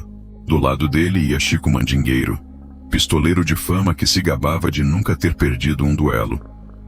Atrás vinham os outros 10, todos armados até os dentes, todos com cara de quem já estava gastando o dinheiro da recompensa. O que eles não sabiam era que 8 cangaceiros estavam esperando eles escondidos nas pedras do desfiladeiro, com as armas apontadas e o dedo no gatilho. E no meio deles estava Joana do Sangue Seco, com os olhos frios fixos em Antônio Lamparina, que cavalgava junto sem saber que seu destino já estava selado. Quando todos os jagunços entraram no desfiladeiro, Joana deu o sinal, o mesmo assobio de Uirapuru que tinha usado na Pedra Grande. A primeira descarga de tiros pegou 5 homens na mesma hora. Os cavalos se espantaram, relinchando e empinando, jogando os cavaleiros no chão. Sebastião Olho de Gato tentou organizar a reação, mas percebeu rápido que tinha caído numa armadilha. Gritou para os homens procurarem abrigo, mas no desfiladeiro não tinha abrigo para ninguém. Era como pescar peixe em tanque. A segunda descarga acabou com mais 3 jagunços. Sobrou só Sebastião, Chico Mandingueiro e mais 2 cabras, todos feridos, todos sem munição suficiente para revidar. Foi nesse momento que Joana desceu das pedras, carregando a espingarda na mão e com Antônio Lamparina caminhando na frente dela, empurrado na ponta da faca. "Sebastião Olho de Gato", gritou ela. "Quero falar contigo." "Joana do Sangue Seco", respondeu ele saindo de trás de uma pedra com a pistola em punho. "Que armação é essa?" "A armação que você mesmo montou, seu cabra sem vergonha. Só que eu virei a mesa." "Como assim?" Joana empurrou Antônio para frente. "Pergunta pro seu informante querido. Conta aí, Lamparina, como é que vocês combinaram de me entregar?" Antônio estava branco que nem pano novo, suando frio, gaguejando. Eu não sei do que você tá falando, Joana." "Não sabe?" Ela encostou a ponta da faca no pescoço dele. "Então eu vou te ajudar a lembrar. Quinta-feira à noite, debaixo do juazeiro da encruzilhada, você vendeu informação sobre o bando pro Sebastião aqui." Sebastião percebeu que o jogo tinha virado completamente. A informação que ele achava que era verdadeira era mentira, e agora estava cercado pelos próprios bandidos que pensava que ia capturar. "Tá bom, Joana", disse ele abaixando a arma. "Você ganhou essa. O que você quer?" "Quero 2 coisas. Primeiro, você e seus cabras vão embora daqui e nunca mais voltam. Segundo, vou fazer justiça com esse traidor aqui na frente de vocês, para ninguém esquecer o que acontece com quem vende amigo." "E se eu recusar?" Joana olhou para os outros cangaceiros que tinham descido das pedras e agora cercavam os jagunços sobreviventes. "Se você recusar, nenhum de vocês sai vivo daqui. A escolha é sua." Sebastião olhou para os companheiros feridos, olhou para as armas apontadas na direção dele, pensou nas chances que tinha de sair vivo dali. Não eram muitas. "Tá bom, eu aceito suas condições. Então se afastem e prestem atenção na lição." Joana virou para Antônio Lamparina, que estava tremendo que nem vara verde. "Antônio, você tem alguma coisa para dizer antes de eu fazer o que tenho que fazer?" "Joana, pelo amor de Deus, me perdoa. Eu estava precisando do dinheiro. Minha família está passando fome." "Sua família pode até estar passando fome, mas minha família também passou. E eu nunca vendi ninguém por causa disso. Eu juro que não faço mais isso. Me dá uma chance." "Chance?" Joana deu uma risada amarga. "Você tinha chance toda vez que pensou em nos trair e não pensou. Agora acabou o tempo das chances." Ela se afastou uns 3 passos, pegou a pistola que tinha tirado de um dos jagunços mortos e apontou para Antônio. "No sertão, traição se paga com sangue. E quem vende amigo, morre como inimigo." O tiro ecoou pelo desfiladeiro que nem trovão. Antônio Lamparina caiu de joelhos. Levou a mão ao peito onde o sangue começava a brotar. Olhou uma última vez para os olhos frios de Joana e desabou na poeira. Sebastião e os jagunços que sobrou ficaram em silêncio, impressionados com a frieza da cangaceira.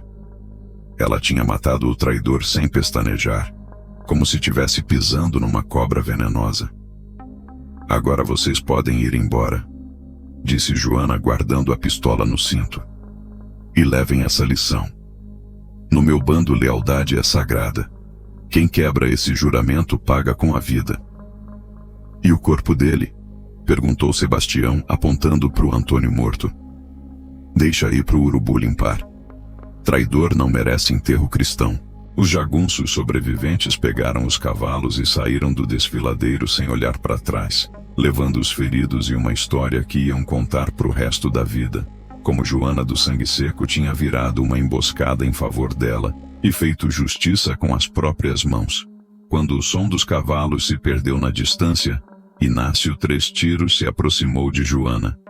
Moça, você fez o que tinha que fazer, mas não foi fácil matar alguém que comeu na nossa mesa, que dormiu na nossa rede. Capitão, no sertão a amizade é a coisa mais valiosa que existe. Quem quebra essa confiança quebra tudo. Não podia deixar passar. E não deixou mesmo. Agora todo mundo vai saber que seu bando não aceita traição. Joana olhou para o corpo de Antônio Lamparina estirado na poeira, para o sangue que a terra seca já estava bebendo, para os urubus que começavam a fazer roda no céu. Não sentia remorso nem piedade. Sentia apenas a satisfação de ter feito justiça. No mundo do cangaço, a lealdade era a lei sagrada, e quem quebrava essa lei merecia a morte. Era a justiça do sertão, dura, rápida e definitiva. Feita à mão, sem tribunal, sem advogado, sem perdão. Porque no cangaço, como na vida, cada escolha tem sua consequência. E Antônio Lamparina tinha escolhido o lado errado. Novembro de 1903 trouxe para o sertão uma chuva fina que durou 3 dias, coisa rara naquelas bandas. A água lavou a poeira das estradas, encheu os açudes e fez brotar capim verde na caatinga. Também lavou o sangue de Antônio Lamparina da estrada de Serra Branca, mas não apagou a lição que sua morte tinha deixado. A notícia da execução do traidor se espalhou pelo sertão que nem rastilho de pólvora. O povo contava e recontava a história, sempre aumentando um pedacinho. Como Joana tinha descoberto a traição, como tinha virado a mesa contra os jagunços, como tinha matado Antônio sem piscar um olho. Essa história chegou aos ouvidos de muita gente importante, incluindo o coronel Antônio das Dores, que ficou possesso da vida com a morte de mais uma dúzia de jagunços seus. Dessa vez, ele decidiu partir para medidas extremas. Mandou buscar em Recife um pistoleiro profissional chamado Cazuza Perna de Pau, famoso por ter matado mais de 30 homens e nunca ter perdido um duelo. Cazuza era um cabra diferente dos outros pistoleiros. Tinha perdido a perna esquerda numa briga de faca quando era jovem e andava com uma perna de pau feita de madeira de aroeira. Mas o que mais impressionava nele era a frieza. Diziam que ele matava sem sentir nada, que via gente morrer como quem vê galinha sendo degolada. O plano do coronel era simples. Cazuza ia desafiar Joana para um duelo público, na frente de todo mundo, numa feira grande. Se ela aceitasse, ia morrer. Se recusasse, ia perder a fama e virar motivo de piada. Era uma armadilha sem saída. A notícia do desafio chegou até Joana numa terça-feira, através de seu neco, que veio ao acampamento com a cara preocupada. Dona Joana, tem um pistoleiro novo na região procurando confusão com a senhora. Diz que é o melhor atirador do Nordeste e que quer provar isso matando a cangaceira mais famosa. Como é o nome dele? Perguntou ela, sem levantar os olhos da faca que estava afiando. Cazuza Perna de Pau. Cabra perigoso, com fama de nunca ter perdido o duelo. Onde ele tá? Na feira de Caruaru se exibindo pros outros, dizendo que você não tem coragem de encarar ele. Inácio Três Tiros balançou a cabeça. Joana, isso é cilada na certa. O coronel quer te atrair para fora, para longe da proteção do bando. Eu sei que é cilada, capitão. Mas não posso deixar um cabra desses ficar falando que eu tenho medo. E o que você vai fazer? Vou dar para ele o que ele tá pedindo. Na quinta-feira de manhã, Joana se arrumou com capricho. Vestiu a saia azul marinho, a blusa branca de manga comprida, amarrou o lenço vermelho na cabeça e calçou as botinas de couro. Pendurou a cartucheira no ombro, enfiou a faca no cós da saia e pegou a espingarda mais nova que tinha. Joana, deixa eu ir com você, pediu Manuel diferente. Não precisa, isso é entre eu e ele. Mas e se for emboscada? Se for emboscada, melhor eu estar sozinha. Assim não arrisco a vida de ninguém além da minha. Chegou na feira de Caruaru no meio da manhã, quando o movimento estava no auge, e o povo se aglomerava entre as bancadas de queijo, rapadura e pano. Cazuza Perna de Pau estava bem no centro da feira, rodeado de curiosos, contando vantagem e bebendo cachaça. Era um homem alto, magro, de cara marcada pela vida dura. A perna de madeira fazia um barulho seco quando ele andava, e ele usava isso para intimidar os outros, batendo a pau no chão toda vez que queria chamar atenção. "E cadê essa tal de Joana do Sangue Seco?" gritava ele pro povo. "Será que tem medo de enfrentar um homem de verdade?" Foi nesse momento que Joana apareceu na roda de gente. Chegou devagar, sem pressa, com aquele jeito quieto que deixava todo mundo nervoso. A feira inteira ficou em silêncio. "Eu sou Joana do Sangue Seco", disse ela, parando a 3 passos de distância. "Ouvi dizer que você quer falar comigo." Cazuza olhou para ela de cima a baixo com desprezo. "Essa é você? Uma mulherzinha magra dessas? Pensei que fosse pelo menos um cabra de respeito. Você vai descobrir se sou de respeito ou não. Qual é a sua proposta?" "Duelo. Pistola. Aqui mesmo na frente de todo mundo." "Aceito. Mas tem uma condição." "Qual?" "Se eu ganhar, você sai do sertão e nunca mais volta. Se você ganhar, pode contar vantagem pelo resto da vida." Cazuza deu uma risada. "Mulher, você tá falando como se tivesse chance de ganhar." Joana não respondeu. Simplesmente tirou a cartucheira do ombro, entregou para um comerciante conhecido e ficou só com a pistola na cintura. Cazuza fez o mesmo. O povo abriu uma roda grande, deixando os 2 adversários no centro. Homens, mulheres e crianças se afastaram, mas ninguém foi embora. Era um espetáculo que não se via todo dia. Uma cangaceira famosa duelando com um pistoleiro profissional. "Como é que vai ser?" perguntou alguém da roda. "Simples", respondeu Cazuza. "A gente fica de costas, caminha 10 passos cada um. Na hora que eu contar 3, a gente vira e atira." Joana acenou com a cabeça. Se posicionaram de costas um pro outro, no centro da roda. O silêncio na feira era total. Nem criança chorava, nem cavalo relinchava. Gritou Cazuza, dando o primeiro passo. Joana acompanhou, caminhando com a mesma calma de sempre. Não estava nervosa, não estava com medo, não estava ansiosa. Estava apenas concentrada, calculando distância, velocidade, possibilidades. 2. Segundo passo. A multidão prendia a respiração. Alguns homens faziam apostas em voz baixa sobre quem ia ganhar. A maioria apostava em Cazuza, por ser homem e pistoleiro profissional. Poucos confiavam na mulher magra de lenço vermelho. 3. Terceiro passo. 4º, 5º, 6º passo. Joana contava mentalmente, preparando o corpo e a mente para a virada. Sabia que ia ter apenas 1 segundo para mirar e disparar. Não podia errar. 10. Gritou Cazuza. Os 2 se viraram ao mesmo tempo. Cazuza puxou a pistola ligeiro que nem cobra dando bote, confiante na velocidade que tinha feito dele famoso. Mas quando levantou a arma para mirar, viu que Joana já tinha atirado. A bala pegou ele bem no meio do peito, jogando ele para trás. Ele caiu sentado, olhou para o furo na camisa onde o sangue começava a brotar, olhou para os olhos frios de Joana e tentou entender o que tinha acontecido. Como você foi mais rápida?" Joana guardou a pistola no cinto e respondeu com voz calma. "Eu não fui mais rápida. Eu só não hesitei." Cazuza Perna de Pau tentou falar mais alguma coisa, mas o sangue subiu na garganta e ele desabou na poeira da feira, com os olhos ainda abertos de surpresa. A multidão ficou em silêncio por alguns segundos, processando o que tinha acabado de ver. Depois, explodiram em comentários, gritos e exclamações. A mulher que não corria tinha acabado de matar o pistoleiro mais famoso do Nordeste sem nem tremer a mão. Joana pegou a cartucheira de volta. Agradeceu ao comerciante que tinha segurado e saiu da feira andando devagar, como se nada tivesse acontecido.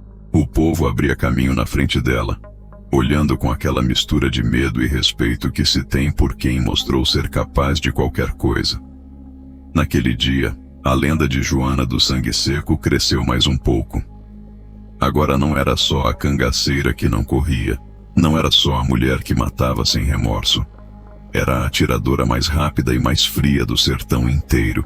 E o mais impressionante, tinha feito tudo isso sem demonstrar nervosismo, sem suar frio, sem tremer. Era realmente a mulher que não tremia diante de nada nem de ninguém. Porque no cangaço, como na vida, não adianta ser rápido se você hesita. E Joana do Sangue Seco nunca hesitava. O ano de 1904 chegou trazendo más notícias para o bando de Inácio Três Tiros. O governo tinha mandado para o sertão uma força especial comandada pelo Major Tibúrcio Valadão, militar velho de guerra que tinha fama de não deixar pedra sobre pedra quando queria pegar alguém. Major Valadão era diferente de todos os outros que tinham vindo antes. Não era cabra de pressa, não subestimava o inimigo, não acreditava em informação duvidosa. Era estrategista de verdade. Desses que estudam o terreno, conhecem o adversário e só atacam quando têm certeza da vitória. A primeira coisa que ele fez foi mapear toda a região. Cada grota, cada açude, cada trilha de gado. Depois, montou uma rede de espionagem que nem teia de aranha, com informantes em todos os povoados, todas as feiras, todas as casas de comércio. Dessa vez é diferente, disse seu Neco numa visita ao acampamento, com a cara mais preocupada que de costume. Esse major não veio brincar. Trouxe 50 soldados bem treinados e tá pagando muito bem por informação. Quantos informantes ele já conseguiu? Perguntou Inácio Três Tiros. Muitos. E alguns eram nossos coiteiros antigos. Joana levantou os olhos da espingarda que estava limpando. Quem?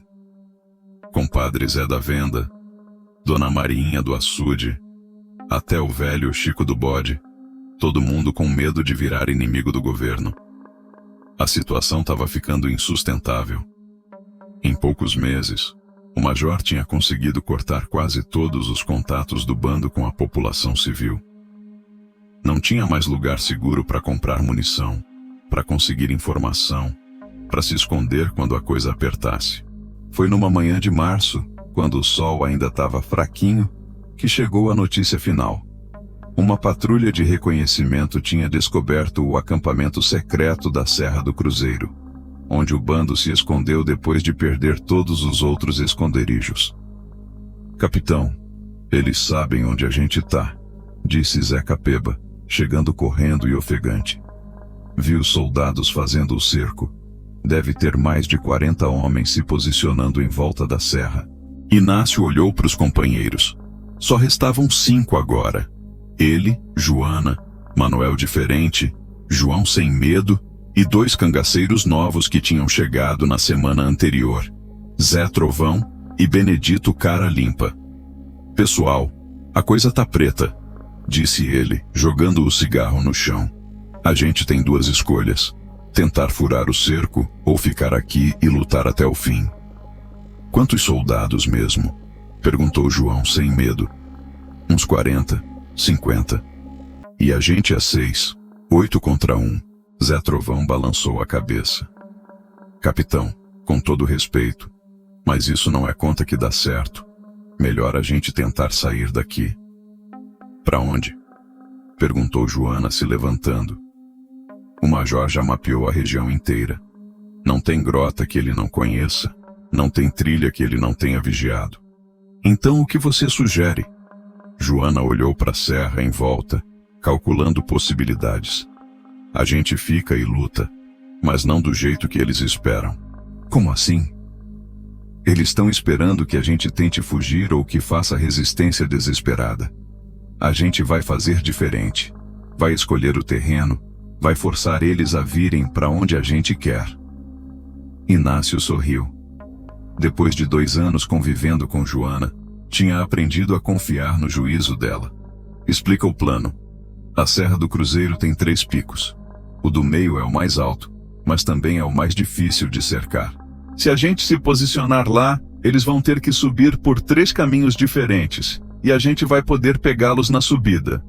E depois? Depois a gente aguenta o máximo que conseguir. E se for para morrer, a gente morre lutando. Os cangaceiros ficaram calados, pensando. Era um plano sem saída, um plano suicida. Mas também era um plano de honra. Melhor morrer como cabra macho do que ser capturado como bandido comum. Eu tô dentro, disse Manuel diferente. Eu também, disse João sem medo, que dessa vez estava sem medo mesmo. Um por um, todos concordaram.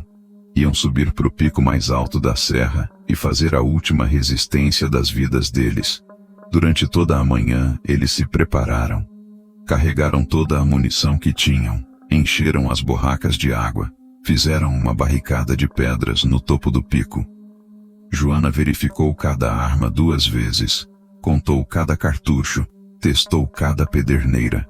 No meio da tarde, quando o sol estava mais forte, começaram a ouvir os primeiros gritos dos soldados se organizando lá embaixo.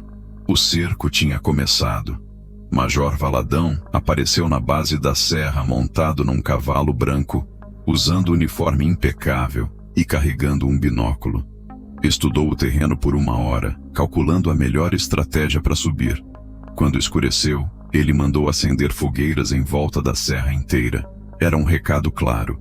Ninguém ia descer dali vivo. Lá no alto do pico, os cangaceiros se revezavam na vigilância. Joana ficou observando as fogueiras lá embaixo, que pareciam estrelas caídas na terra. Pela primeira vez em anos, ela sentiu alguma coisa parecida com medo. Não medo de morrer, mas medo de que a lenda dela morresse junto. Joana, chamou Inácio se aproximando. Se a coisa ficar muito feia amanhã, você ainda pode tentar descer pela trilha dos fundos. Mulher sozinha tem mais chance de passar despercebida. Capitão, depois de 2 anos andando junto, o senhor ainda não me conhece? Respondeu ela, carregando a espingarda. Eu não corro de nada nem de ninguém, nem de exército inteiro. Naquela noite, nenhum dos 6 dormiu. Ficaram olhando as fogueiras dos soldados, limpando as armas, fazendo as pazes com Deus e com a vida. Sabiam que quando o sol nascesse, ia começar a batalha final.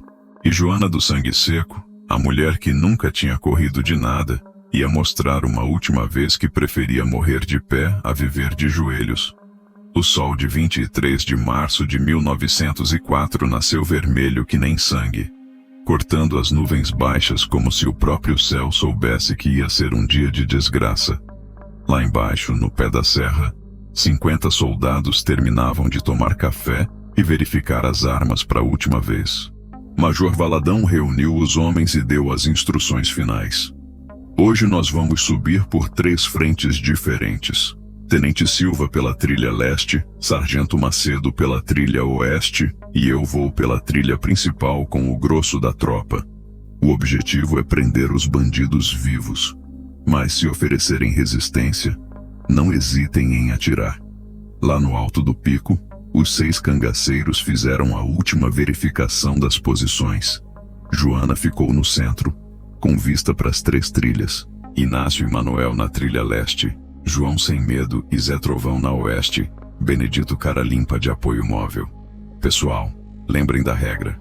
A gente só atira quando tiver certeza do alvo, disse Joana, ajustando a mira da espingarda. Munição é pouca, não pode desperdiçar. Às 8 da manhã, começou a subida. Os soldados vinham devagar, protegidos pelas pedras, sabendo que a qualquer momento podiam levar um tiro certeiro dos cangaceiros. O barulho das botas na pedra solta ecoava pela serra que nem tambor de guerra. Joana esperou até os primeiros soldados chegarem na metade da trilha principal. Então deu o primeiro tiro, um disparo certeiro que derrubou o homem que vinha na frente. O eco do tiro rolou pela serra e foi respondido por uma rajada de tiros dos soldados. A batalha tinha começado. Por 2 horas, foi só fogo cruzado. Os soldados tentavam subir. Os cangaceiros os empurravam para baixo a bala. Pedra voava, poeira subia, grito de ferido misturava com barulho de tiro. A serra inteira virou um caldeirão do inferno. Joana atirava com a precisão de sempre. Um tiro, um soldado no chão. Não desperdiçava munição, não atirava por atirar. Cada bala que saía da espingarda dela encontrava seu alvo como se tivesse olho próprio. Mas aos poucos, a situação foi ficando insustentável. Os soldados eram muitos, tinham munição de sobra e iam subindo devagar, mas com firmeza. Já tinham chegado a 3/4 do caminho quando Benedito Cara Limpa levou uma bala no peito e caiu sem falar nada. "Joana!" gritou Inácio da outra posição. "Estão chegando muito perto. A gente precisa recuar." "Pra onde?" gritou ela de volta. "Não tem pra onde recuar." Era verdade. Tinham chegado no fim da linha. O topo do pico era pequeno, cercado de precipício dos 3 lados. Ou resistiam ali, ou morriam ali. Meio-dia chegou e trouxe com ele o silêncio súbito. Os soldados tinham parado de atirar. Tinham parado de subir. Joana espiou por cima da barricada de pedras e viu uma bandeira branca tremulando na trilha principal. A voz do Major Valadão ecoou pela serra. "Joana do Sangue Seco, quero falar com você." "Fale de aí mesmo", gritou ela de volta. "Eu tenho uma proposta. Se vocês se entregarem, garanto que não vão ser maltratados." "E qual é a garantia?" "Minha palavra de oficial." Joana deu uma risada amarga que ecoou pelas pedras. "Major, sua palavra vale tanto quanto promessa de político." "Então você prefere morrer aqui?" "Prefiro morrer como nasci, livre." "Joana, sejam razoáveis. Vocês são 6 contra 50. Não tem munição suficiente para aguentar até o fim do dia." Ela olhou para os companheiros. Inácio tinha levado um tiro de raspão no braço. João Sem Medo tinha acabado a munição. Zé Trovão estava ferido na perna. Manuel Diferente continuava atirando, mas também estava quase sem cartucho. "E aí, pessoal?" perguntou ela. "Querem se entregar?" "Nunca", disse Inácio, amarrando um pano no ferimento. "Prefiro morrer aqui que apodrecer na cadeia." "Eu também", disseram os outros em coro. Joana gritou de volta para o major. "Já ouviu nossa resposta? Se quiser pegar a gente, vai ter que subir e buscar." O tiroteio recomeçou com mais fúria ainda. Dessa vez, os soldados atacaram pelos 3 lados ao mesmo tempo, forçando os cangaceiros a se espalharem demais para defender todas as posições. Zé Trovão foi o próximo a cair, atingido por 3 balas ao mesmo tempo. Depois foi a vez de João Sem Medo, que morreu fazendo jus ao nome, atirando até o último cartucho sem demonstrar terror nenhum. Agora eram só 3: Inácio, Manuel e Joana. E a munição tinha quase acabado. "Joana", disse Inácio, se arrastando até ela com o braço ensanguentado. "Acho que chegou a hora de fazer as pazes com Deus." "Ainda não, capitão", respondeu ela, verificando quantos cartuchos restavam. "Ainda tenho 5 balas. E 5 balas nas mãos certas podem mudar muita coisa." Foi nesse momento que aconteceu alguma coisa inesperada. O tiroteio parou de novo, mas dessa vez não era para negociar. Era porque o povo do sertão inteiro tinha chegado para assistir. Vinham de todos os cantos: homens, mulheres, velhos, crianças. Gente de Campina Grande, de Caruaru, de Garanhuns, de Serra Branca. Vinham a pé, a cavalo, em carroças. Vinham para ver o fim da lenda de Joana do Sangue Seco. O Major Valadão ficou sem jeito. Não podia atacar com tanta gente assistindo.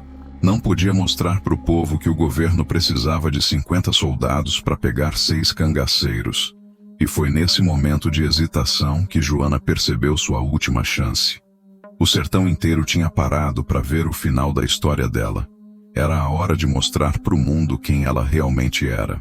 Levantou devagar, jogou a espingarda fora e gritou com voz que chegou até o pé da serra: Povo do sertão, olhem bem. Vejam como morre uma mulher que nunca correu de nada. E começou a descer a trilha principal, sozinha, sem arma, caminhando direto para o encontro dos 50 soldados que esperavam ela lá embaixo. O silêncio que caiu na serra foi tão profundo que dava para ouvir o vento sussurrando entre as pedras. Ninguém atirou, ninguém se mexeu, ninguém respirou. O sertão inteiro tinha parado para ver Joana do Sangue Seco fazer sua última caminhada. O que aconteceu naqueles minutos finais na Serra do Cruzeiro, minha gente, é assunto que até hoje divide opinião no sertão. Uns juram de pé junto que viram uma coisa, outros teimam que viram outra. Mas todo mundo concorda numa coisa. Foi o momento em que Joana do Sangue Seco se transformou de mulher em lenda para todo sempre. Ela desceu a trilha devagar, pisando firme nas pedras soltas, com o lenço vermelho tremulando no vento da serra e os olhos duros fixos nos soldados que esperavam lá embaixo. Não corria, não se apressava, não demonstrava medo nem arrependimento. Parecia uma aparição caminhando entre dois mundos, o dos vivos e o dos mortos. Major Valadão ficou sem ação. Nunca tinha visto nada parecido. Uma mulher descendo sozinha, desarmada, para se entregar para 50 homens armados.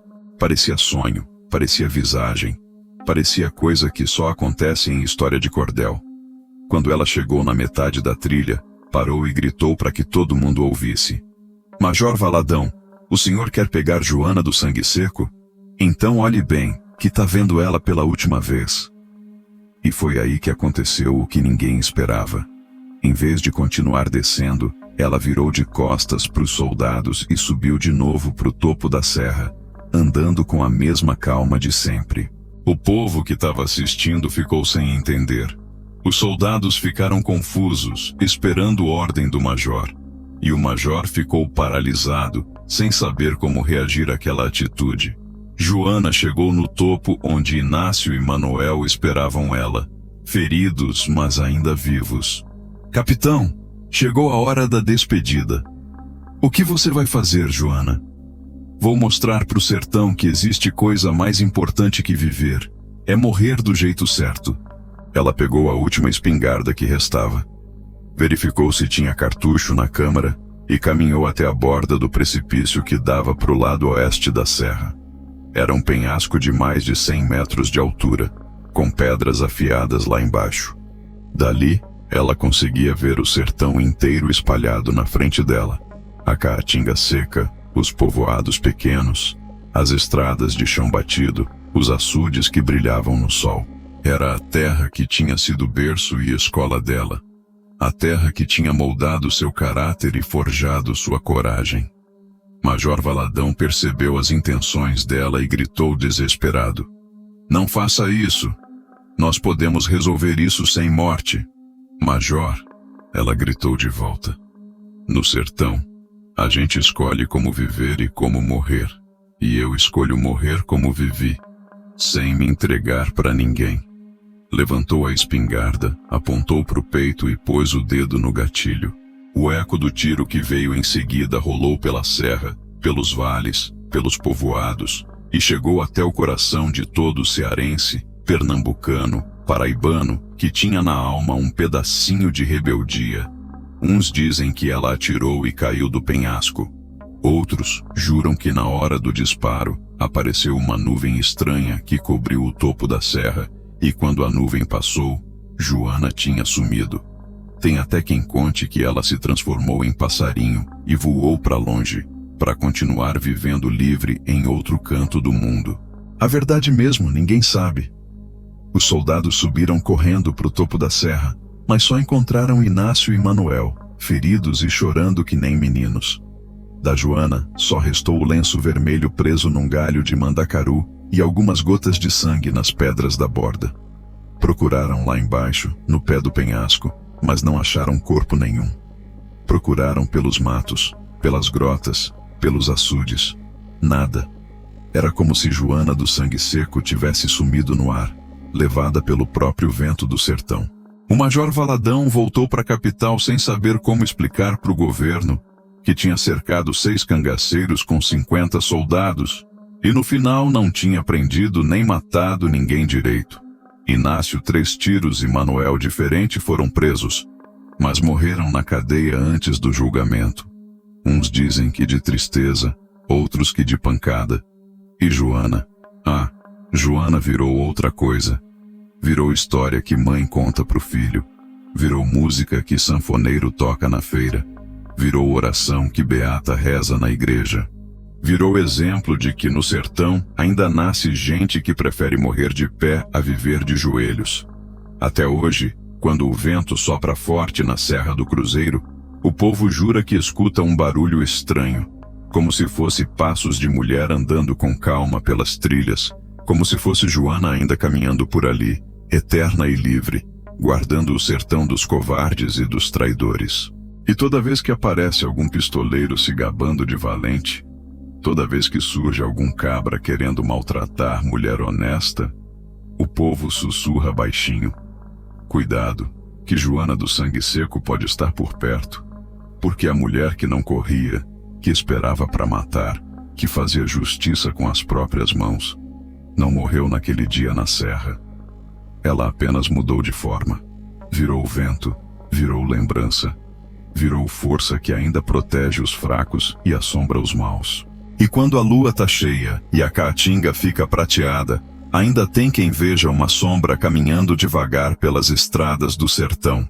Uma mulher de lenço vermelho, com olhos que brilham no escuro e mãos que sabem usar qualquer arma. Quem morreu não calou. Virou canto no vento, reza no mato, vingança silenciosa contra a injustiça.